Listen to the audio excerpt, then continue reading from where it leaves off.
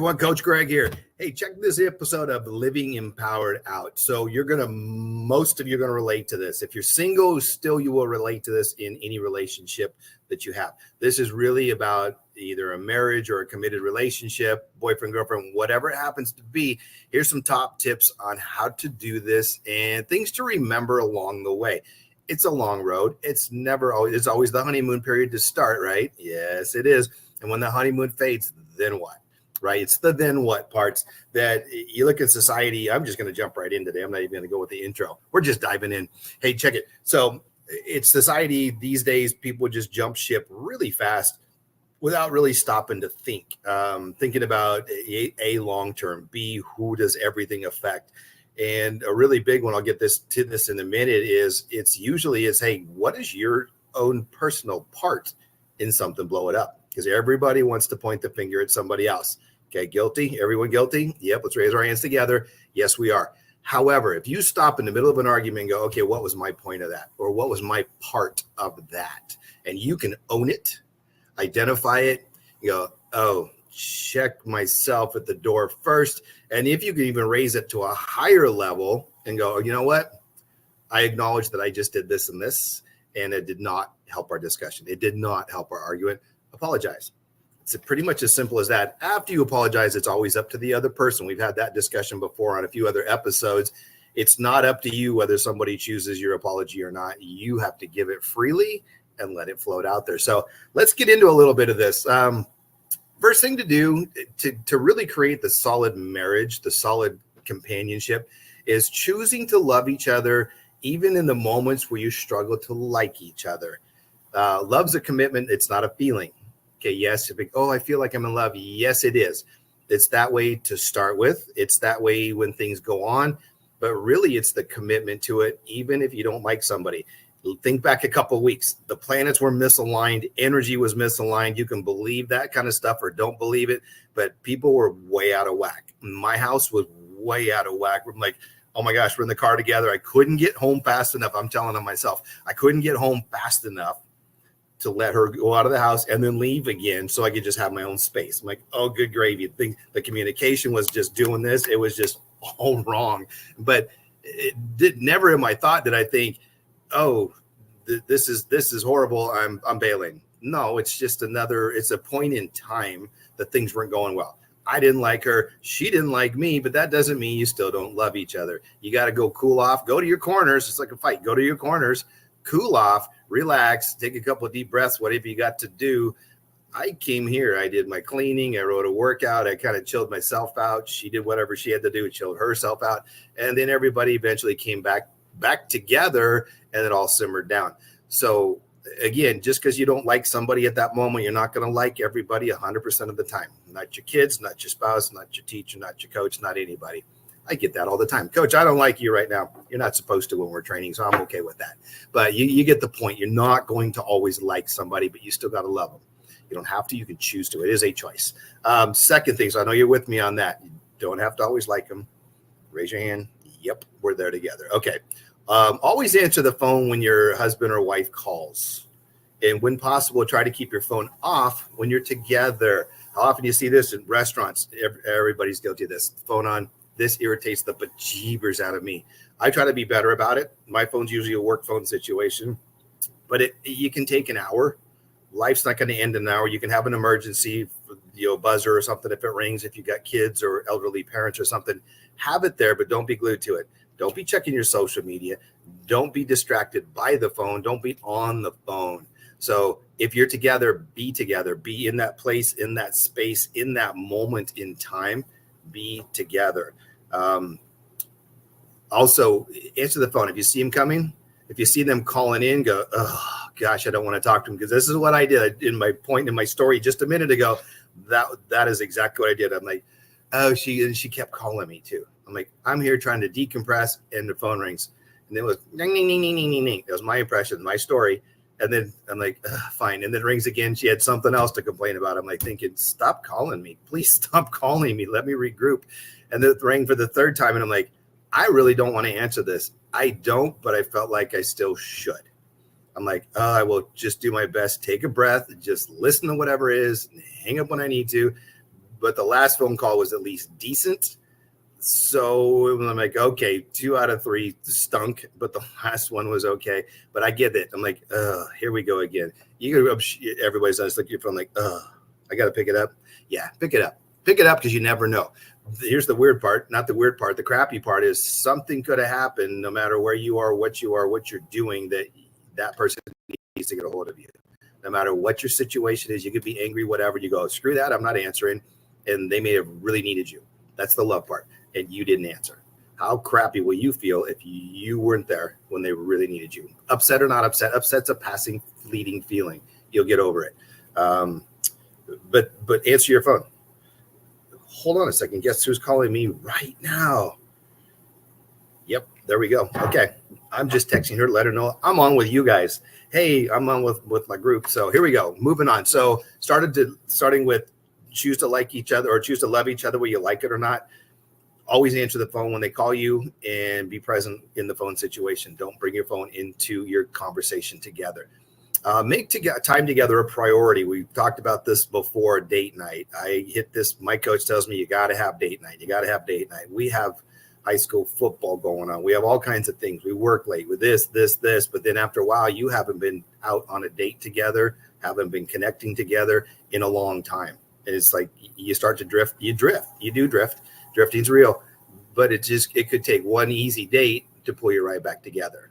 Bring it back together. Leave the kids at home, leave the other stuff at home, leave the phone off, like we just talked about, and then make that date time. It doesn't have to be a glamorous thing. It doesn't have to be a weekend away. It could just be somewhere that's quiet, a coffee shop. Go get a coffee, go get a tea. It's quiet time for the two of you. That's simply it. It is simply quiet time for the two of you. It's a part of investing your time. You invest your time in that relationship like everything else. It's an investment. When you invest that time, the quality of the relationship gets better. It's a quality investment.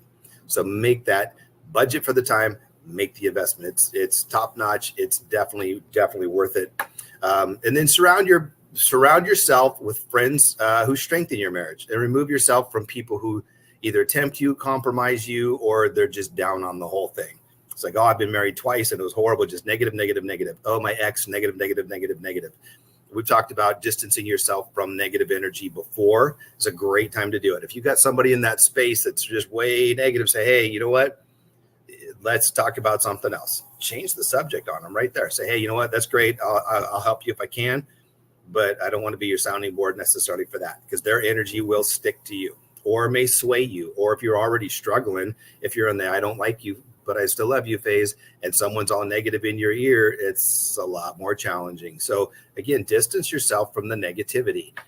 That goes for any circumstance. Anybody that's in your ear that's negative, that causes your thoughts to be negative, your actions to be negative, your energy to be negative, move them on, or at least back them up. You can't move everybody on, but if you got to, back them up, put them in like, I'll talk to you, but not about this stuff, or do something that doesn't allow that relationship to be presented in the conversation.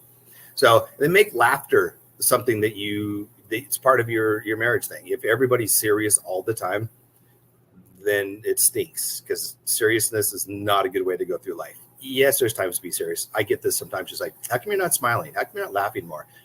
My son makes me laugh a lot. It's more so him, but we find our ways to laugh. We laugh, and you want something? Laugh at yourself, not at yourself in a demeaning sort of way. But if you do something silly, don't get all defensive about it. Just laugh, because we do funny stuff all the time.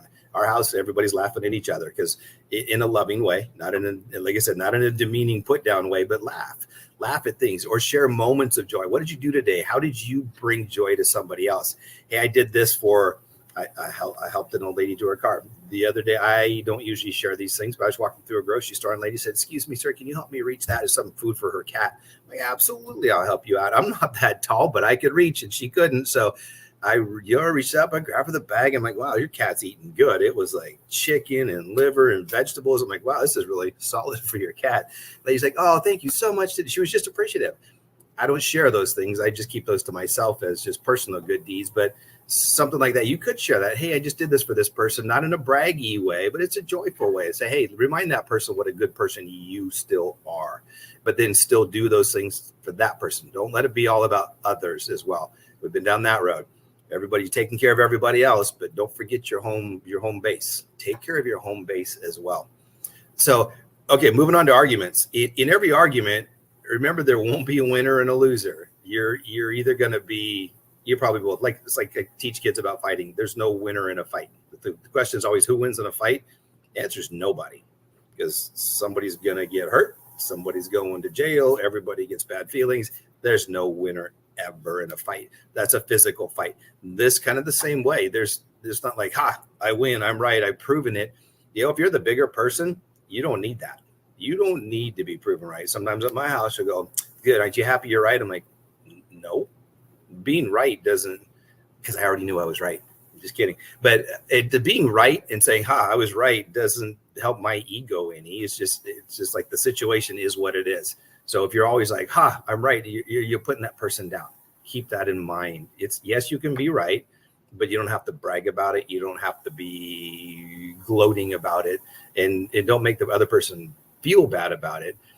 Just be right. There's no winner and loser in an argument. It's like, I told you, last week you did this, and last week you did this, and now you're in a stupid argument. And then you stop later. I guarantee you, I want you to do this. Next time you have an argument, check it later.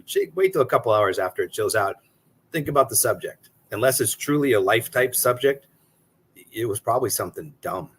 We do that a lot. I'm like, look at the argument that was just had about something really insignificant or really dumb. How important was that to the argument and the health of our relationship? Usually it's not. So take a look at that. Analyze yourself. Go back. The best way to actually have the relationship is to be able to step back later, look at it again through a little bit calmer perspective and see, like I said, what is your part? What did you do? What was really the subject about? Was it worthy of really fighting with somebody that you love about? It's not. It could be a discussion rather than a debate or an argument or a fight. So keep it toned down as well. Here's a different one. Give your best to each other. So your leftovers are like, you get home and like, I've been at work all day and I got this, I get that, and you get the 10% I got left over. Now I get it. We're tired. I work very long days and I fall asleep on the couch sometimes, but you're still there awake, present with somebody. Give them your attention. Even if it's a short time, give them the best of what you got at that time. I would say when you come in and train here, you're like, I barely made it here. Didn't want to be here, blah, blah, blah. But you come with 100% of what you got in the tank at that moment. It's not a judgy thing. It's what do you got right now? Doesn't matter what you had yesterday or tomorrow or anything else. Bring the 100% that you have now. You worked all day. You're exhausted. We get it. We share it. Again, it's not a comparison, and it's not a battle of, I worked harder. I worked more hours than you. We've had that stupid discussion in my house too. I'm so tired. I worked 8 hours. Good for you. I worked 14.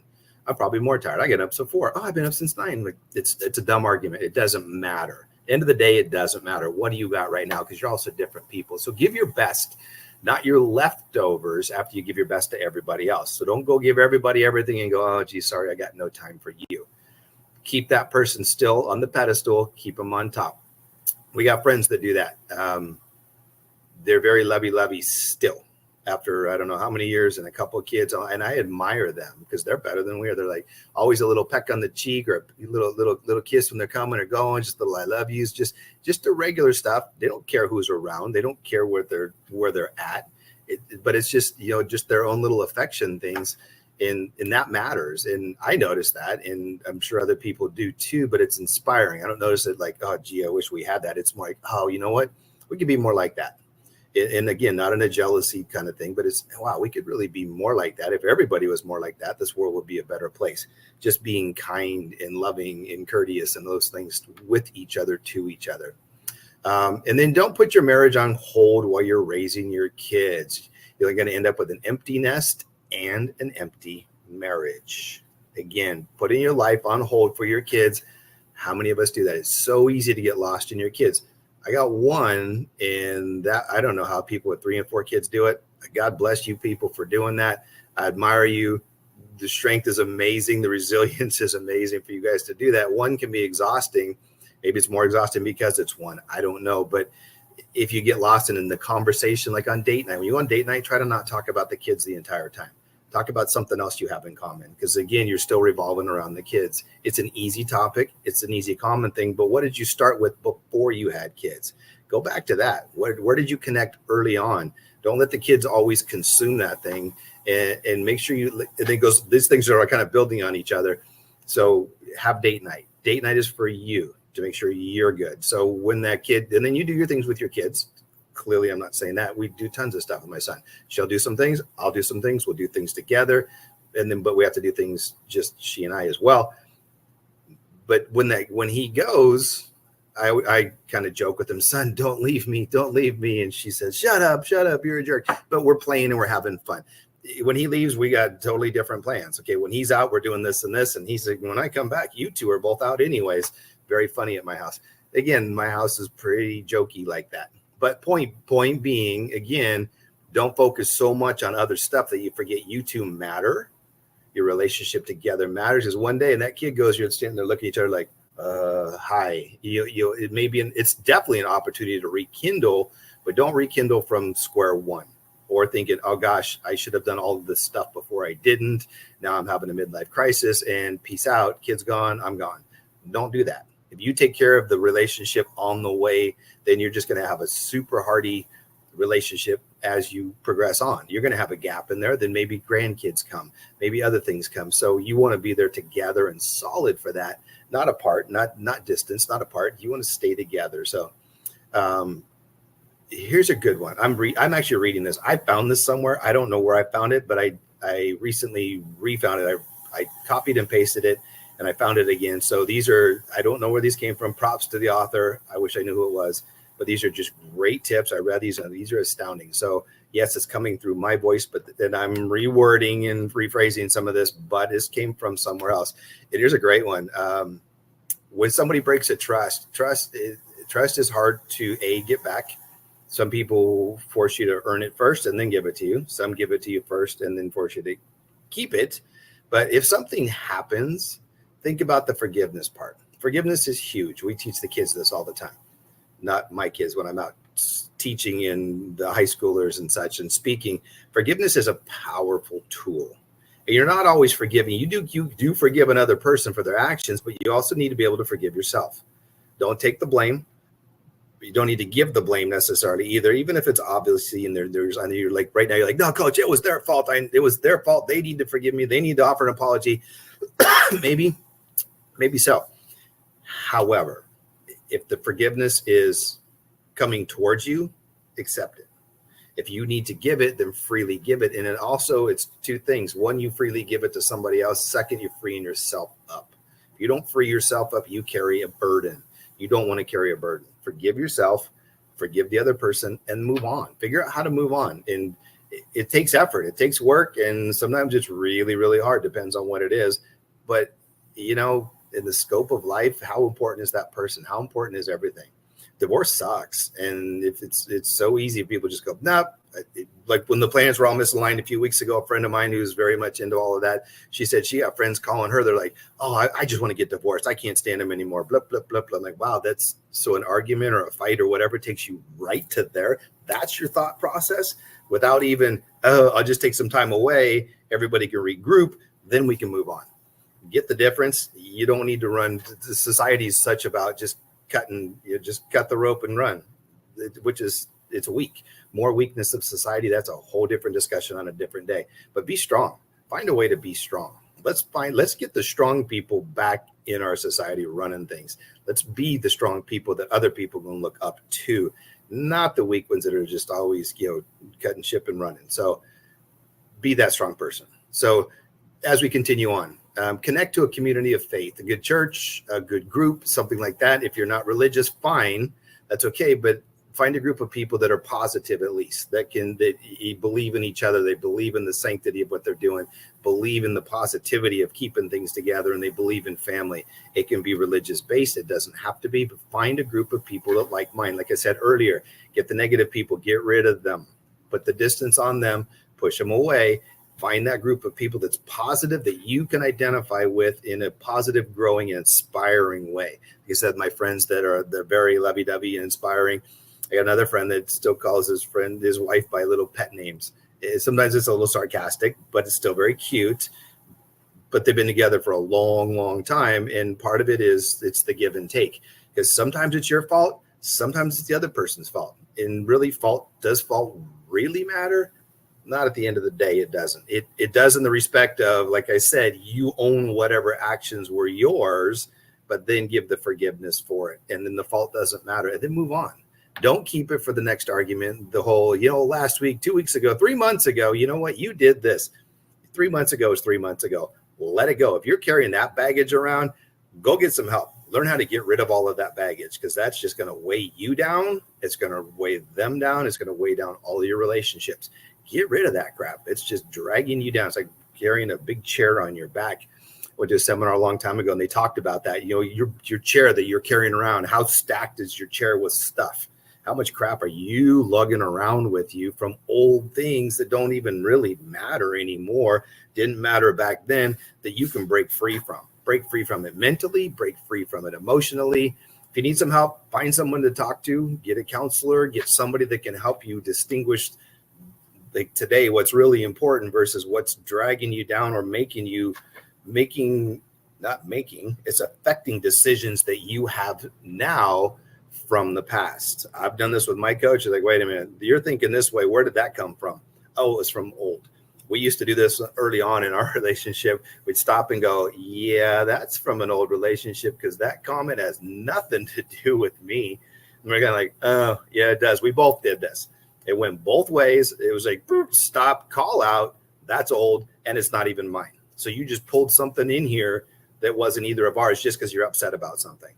Not mine, not ours. Put it back in the past. Leave it there and move on. Turn forward, carry on. Leave it there.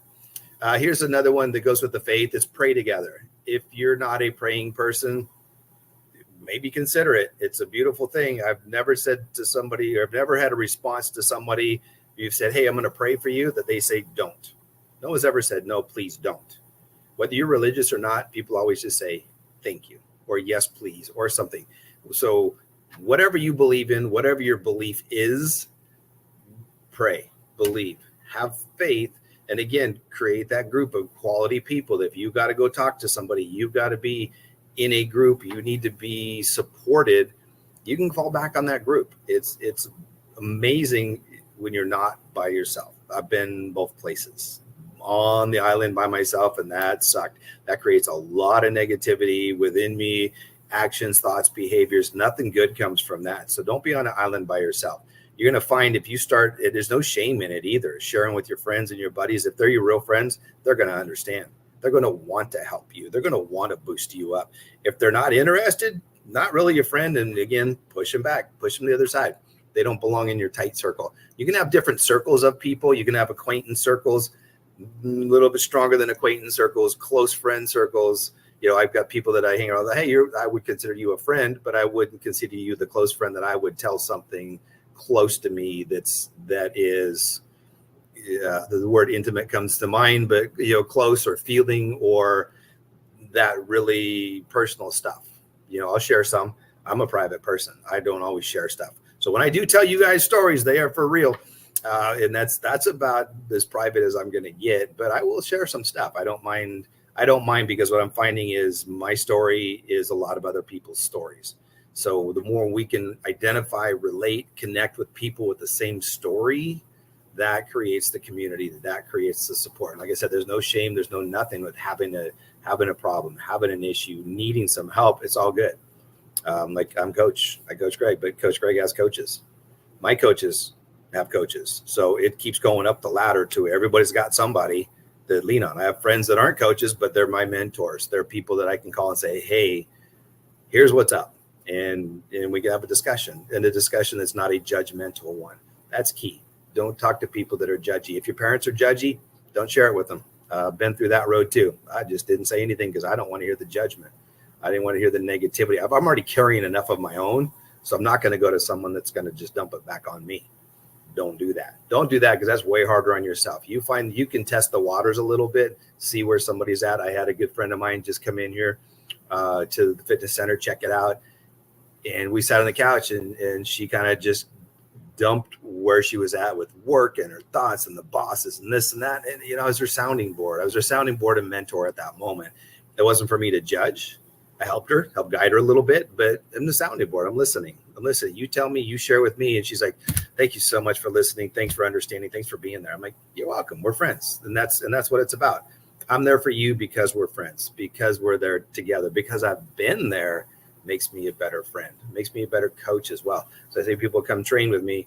I'm not your 25-year-old trainer. That's why I go by coach. I've experienced wisdom, been there, been fat, been thin, been sore, been broken. I got most of it. So that's the people with experience of wisdom are the ones you want to connect with. Here's one that goes all the way back to what my mom used to tell me. My mom passed 12, 13 years ago, I guess. But you remember some of the things your parents said. My mom always said, if you got nothing nice to say, don't say anything. And as I was reading this whole thing, I'm like, wow, there it is. When you have the choice between saying nothing or saying something mean to your spouse, say nothing. Put the filter on. So I tell my son, put your damn filter on. Do not let that stuff come out of your pie hole. My brain says a lot of stuff. I have a Dr. Seuss brain. I have terrible rhymes. Things come up. Comments come up. Somebody told me when I was a teenager, they said, man, you're a smart ass. I'm like, whoa, I didn't like that label. So at that early year, 14, 15 years old, I learned to put my filter on because I wasn't funny. It wasn't cute. Whatever I said, I don't remember what it was. I know exactly who it was. It was somebody's parent. I'm like, ooh, I didn't like that at all. So I made a change for myself at that point. So if I've ever got something that's not nice to say, it is very much thought out, intentional first. Hopefully it's not very often, but it just doesn't come flying out. So a lot of times I'll say nothing. You keep it to yourself. I'm not talking about stuffing down feelings or things like that. I'm talking about keeping your mean words to yourself. It's so easy to come up with a mean comment, a mean word, because people are driving around, walking around. They're in a state, what I call a state of upset. You've probably heard me say this if you listened before. The state of upset. Everybody wants to be upset at something or someone. People that drive, yelling at each other, flipping each other off, honking, when nothing happened. The only time something happens is if you have an accident and you collide. Somebody pulls in front of you, whatever. They change a lane, a little too close, whatever. Nothing really happened. You're putting emotions on that. You're dumping things on that. Now you're angry with this other person who could have a gun. They could be crazy. You don't know. That's what I'm always told. It's like, you need to have patience when you drive. I'm worried about you when you're out there. A little bit impatient on my side because people are kind of that way. I'm like, really? Just let it go. So don't be impatient. Don't be like that. I try to not say do or don't do that, but don't say anything. If all you got's mean, keep it to yourself because mean's going to take everything the wrong way. You'll find that if you don't say anything, let the mean fall away. As hard as it is, do something nice. No matter, you're like, all right, I really don't want to do that. I guarantee if you do the nice thing, if you overcome yourself at that moment and do something nice or say something nice, you will be positively rewarded in your relationship. Guarantee it. Whether it doesn't seem like it at that moment or not, that will still have an impact and it will carry forward. So keep that in mind. Say nothing if you can't. I have uncles, God bless them, they're amazing.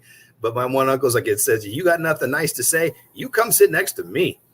He's very funny. He's very joking, very like that, but a little gossipy. That's what he always says. If you got nothing nice to say, come sit next to me. That's not how we want to roll in your relationship. He's funny. He's outside, but go with what mom said. You got nothing nice to say, zip it. Keep it to yourself or find something better to say. Or wait, let it all die down, then say something more neutral. That does never hurt either. Something neutral. Okay. Oh, an annulment. People that get married, I've seen people get married, and I have another person that I can think of off the top of my head got married inside of 6 months, not married anymore. I'm like, I could ask why, but I didn't. I chose not to. I just chose to be supportive of her and whatever happened. I don't know. It's not my place to want to know necessarily. It's just to be supportive. Whatever happened, sadly for her, the whole thing blew up. But your goal is don't annul things. Don't get them washed out. There is no perfect marriage. We're going to sum it up right here. There is no perfect marriage. There is no perfect relationship. Not you, not your kids, not your spouse, not your doctor, not your coach. Doesn't matter. There's nothing ever going to be perfect. It's always a give and take. So choose the best quality people for you that have the ability to work with you in that give and take, understand the give and take, communicate with the other person, say, hey, I feel this way. I get a lot of that tossed at me in my house. Hey, well, this is how I feel. You need to listen. Okay. So I do. And you just quietly listen. And I'm going to leave you with one of the biggest keys to keeping everything together is keep your pie hole shut and listen. I'm going to say it again. Keep your pie hole shut and listen. If you are listening, then you are actually in a state where you can make something better. If you're mentally prepared to offset that, or you're arguing, or you're cutting somebody off, it's not a good discussion. You just want to hurry to make your point. You want to hurry to prove them wrong. It's usually what happens. You want to prove somebody wrong, so you're in a hurry to cut them off. Let them finish. It is a massive challenge, especially in today's society, but sit and listen. Let them finish. Go, I heard you. Here's what I was thinking. And then you can present yours because you've let them come all the way. And if they interrupt, you say, hey, I let you finish. If you don't mind, I'd like to tell you what I think as well. Again, present it that way, not as an argumentative thing, but be quiet. Listen, actually listen, hear what somebody's saying, because it may be something you didn't know, maybe a perspective. And remember, they're telling you things that are upsetting them. It may or may not even be you. But if you can help with your point of view, from your perspective, your actions can help, then you're going to be in a beneficial place. And remember, always double check yourself first. I call my sister periodically and I say, hey, check me on this. Here's what I think just happened. Here's my story. Here's what I did. Am I wrong? Am I messed up? What should I do? Or not what should I do, but where did I miss this? And she'll tell me straight up, either no, you're not wrong, or that sounds right, or hey, consider this instead. So I have a sounding board that I know is a pretty neutral place. So again, keep your pie hole shut and listen, for sure. Give forgiveness when it's needed. Make some time for just you together. Keep that quality relationship going. And give the forgiveness freely. Stay in a group of people that can help and support you. Negativity goes nowhere, so keep it away from you. And just consider the opposite. When it's super hard and you really don't want to do something nice, do it. Do it and see what happens. So I'm going to leave you with that. Leave me some comments. Let me know what you think, because I know this is going to resonate with everybody. We all had some part of that's going to resonate with you. It may not all resonate with you, but definitely part of it will. So let me know. And then stay tuned for Cooking with Coach. We are in the pumpkin season, so we're making some protein or some pumpkin energy balls. Super tasty. Check out this recipe. It was a good time making them. Thank you all so much for being here. This doesn't happen without you, so I truly appreciate you. So let's continue to stay empowered.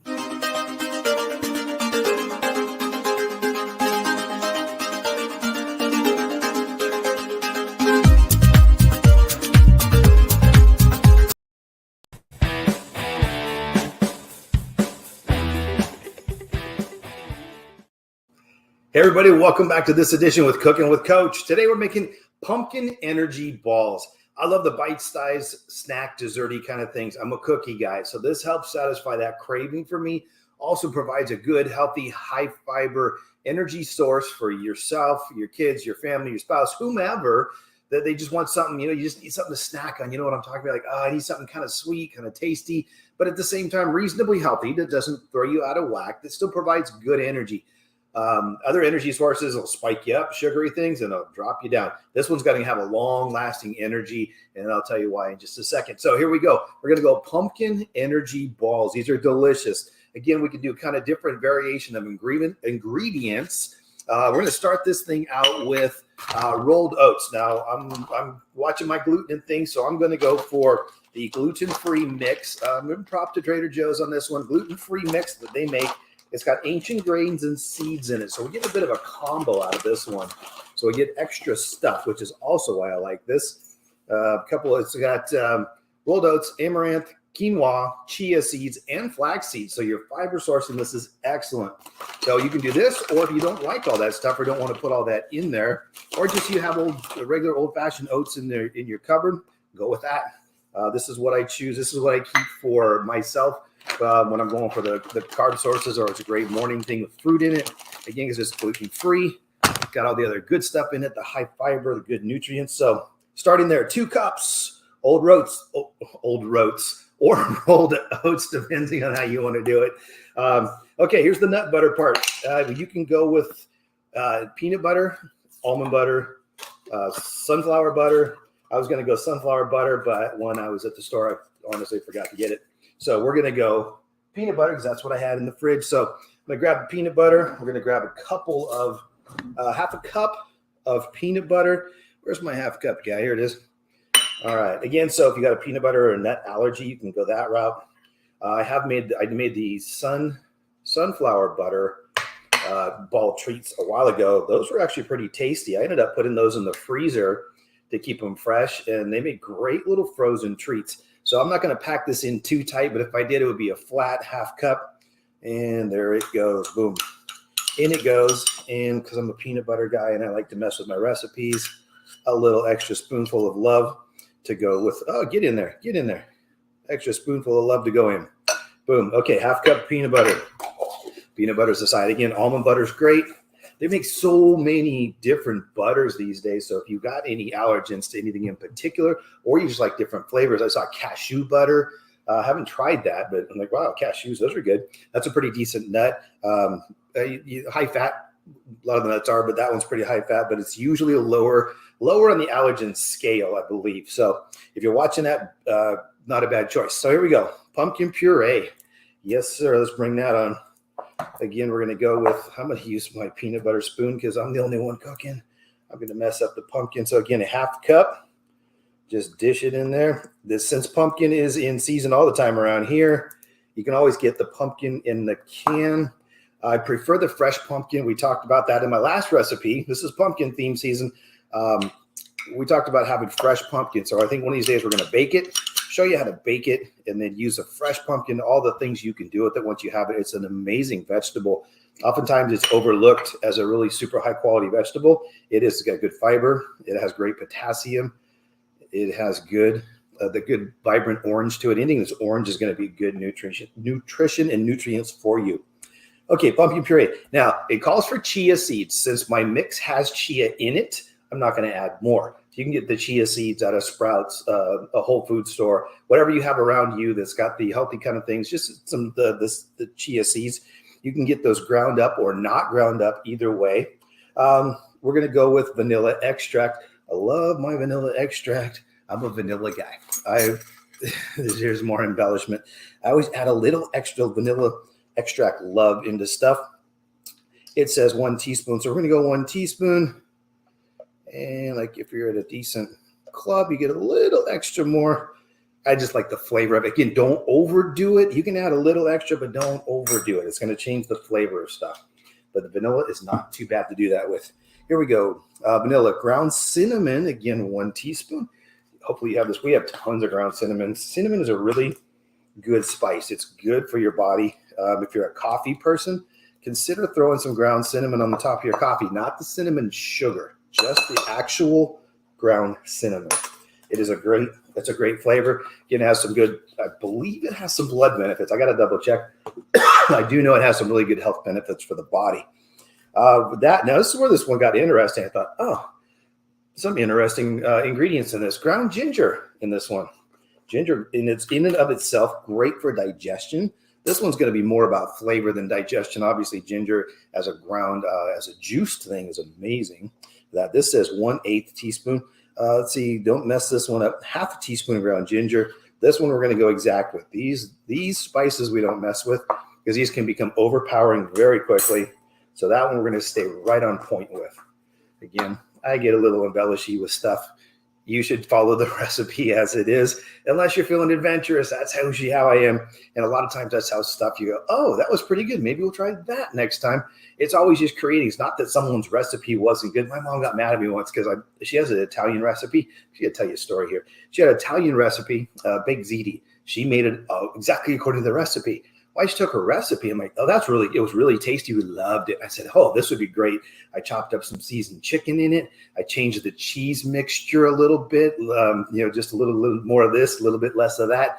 I added a little bit of turkey sausage to it, so the flavor popped a little bit more. Just shebang. I actually put a lot more protein in it to balance off that protein because she had it mostly just cheese and noodles. I started throwing a bunch of meat in it, and it was amazing. So it changed the dish altogether. She's like, that's not my dish. I know it's mine now. So I took her recipe, made it the way I liked it. Higher protein. It was delicious. There's my story. The story being, don't be afraid to change stuff. Yes, learn the recipe first, but then make it your own. Do what you like. You're eating. Eat the food you like. That's how it should always be. Okay, ginger's in. Cloves. I said ground cloves. Huh, interesting. Okay, so now this one is 1/8 of a cup. So again, this is just a pinch. Don't overdo this one either. I'm gonna go on the dry side a little bit there. Sprinkle that one around so it doesn't get clumped up anywhere in here. My favorite chocolate chips. Now you can go with the no sugar added chips. Those are out there. I forgot the brand that we typically use. But usually we have those today. I'm just gonna go, because this is kind of a little snack ball recipe, I went with the minis. The minis are better in something like that, so you don't get big chunks of chocolate chips, or you can maybe get one in this one in that one. Spreads it out a little more evenly. It's just easier to work with, kind of a little bit more fun. It says 1/2 cup. This one says dark chocolate. We're just going to go with the semi-sweets today because that's what we got. And again, as we're pouring chocolate chips, that can be a little extra pour. Whoops, there we go. A little extra pour because who doesn't love that? Now, I'm going to set that aside as well. I take my spoon. Everything is stuck in the measuring cup. So if we didn't wash it, which is okay with this kind of recipe, it's all going to go right there. We are missing one thing in this recipe that I forgot to get out. Where is it? Stay right there. I'm getting us some maple syrup because it's delicious. You can go honey. Hopefully you can still hear me. Honey or maple syrup, either way. Where is it? Here it is. All right. And I'm back. We got the maple syrup. I want maple syrup instead of honey. Honey's your more normal, regular thing you're going to always get. Maple syrup adds a little bit of different flavor. Again, it's slightly different. It does say either or, so I'm not fully embellishing this thing. 1/2 cup. Well, it says 1/4 cup to 1/2 cup. I'm going to keep this a little bit on the less sweet side. I'm going to lean towards the 1/4 cup because I like the lower sugar. Again, we threw a few extra chocolate chips in. And with the pumpkin in there, it's going to be some natural sweetener. And it should be good. Again, so it's not an overly sweet, overly done dessert kind of thing. It's still going to be tasty. Lower sugar. The long burn carbohydrate of the oats is going to be perfect for this. There we go. This is how easy this is. And what did I mention? This is a no-bake thing. We're just going to stir this up. If you're smart and you have a blender, go ahead and use your blender. Or if you're like me and you have the Armstrong blender, use your Armstrong blender. That's what I've got here. Again, so embellishing in this a little bit, you can add different kind of chocolate chips I'm not even sure. I was thinking, would a butterscotch chip work in here? I wasn't sure. That might make a funky flavor with the pumpkin.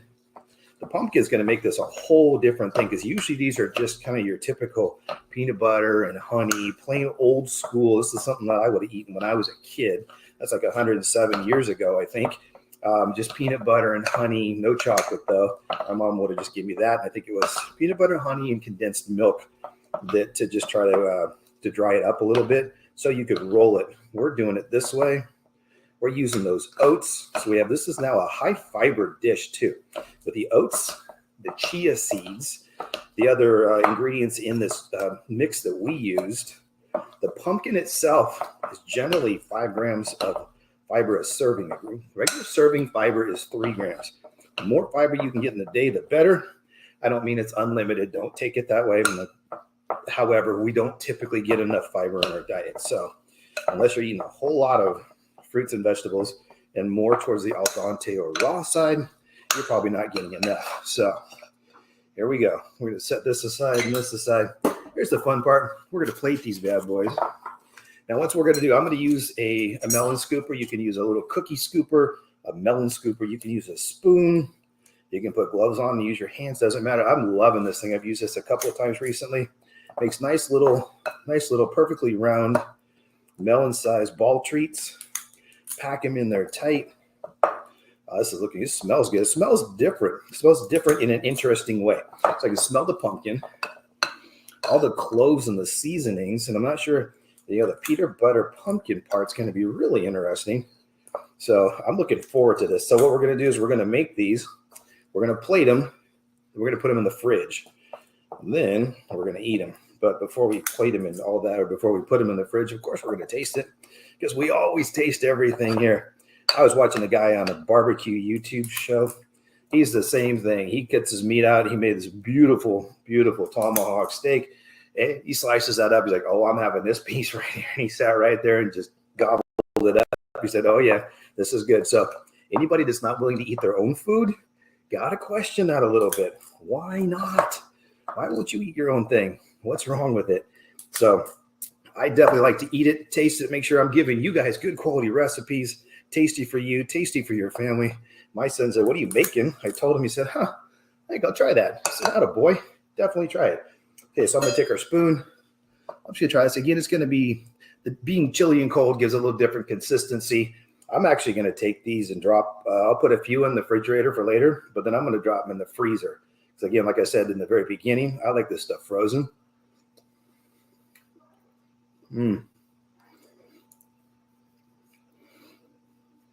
Okay, that's really good. So if you like, wow, it's almost like pumpkin bread or pumpkin bread with chocolate chips in it, something like that. This is right along those lines. Wow, this is way better than I thought it would be. And totally honest with that, I'm like, I don't know about this one. This is the first time I've made this and the first time I've tasted it. This is really good. All those spices that I was talking about, putting the cloves and the ginger in there, really kind of kick up the pumpkin. So it's like we're eating pumpkin pie here. This is like pumpkin bread, but not. So we ditched all the white flour. We ditched all the white sugar. So this now is really like a really healthy way to get that pumpkin seasonal delicious flavor and a great energy source. Okay, I highly recommend these. I'm giving these things 2 thumbs up. So I want you to try them too. If you change the recipe at all to fashion for yourself, shoot us an email, send me a like, send me a comment. Let me know what you did differently, how you liked it, how it came out.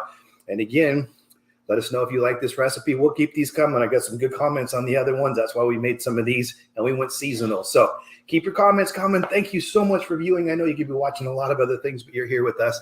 I so much appreciate you for that. So until next time, keep living empowered.